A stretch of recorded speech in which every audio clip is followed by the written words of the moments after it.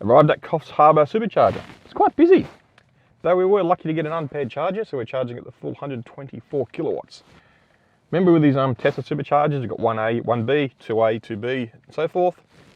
If you use a 1A and something else on the 1B, you're going to get split power on these older chargers, which means you're only going to get half the charge rate. So if you're only car on, say, on 2, another car's plugged on 3, and 1, you're all going to get the full charge rate. So anyway, it's quite a busy charge location. So, Coffs Harbour supercharger review.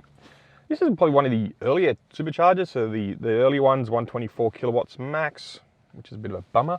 Access to the highway is actually really good. The motorway is like right there. Though to get there, coming from south, you have to go the back way if it's a bit busy traffic like it was today. And coming in from the north, it's just like right there. Got to go past the service station, you get in here. 24-hour access is all good. Let's have the list of other stuff. Toilets. None nearby because it is quite literally in a car park. But over the back there's shopping centre, lots of shops. Obviously toilets, food, all that sort of stuff in there as well, which is great. I'm not sure if that service station 24 hours or if it even has toilets. I don't think it does, so that's a bummer. So it looks like out of hours you won't have toilets here. Not that small. So that's no good. Not unless you're peeing on the counter. Yeah, that's got to pee on the counter or pee on the bowels, I guess. Access 24 hours, good. Food, good during business hours. After hours, probably not so much.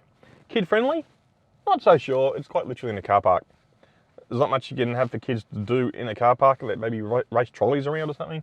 That's about it. Lighting, yes, it's well lit, so that's good.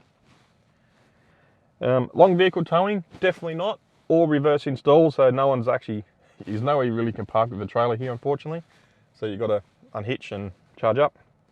Shelter, actually not too bad. The chargers are sort of half undercover, so you're not going to get wet while plugging your car in if it's raining, so that's good.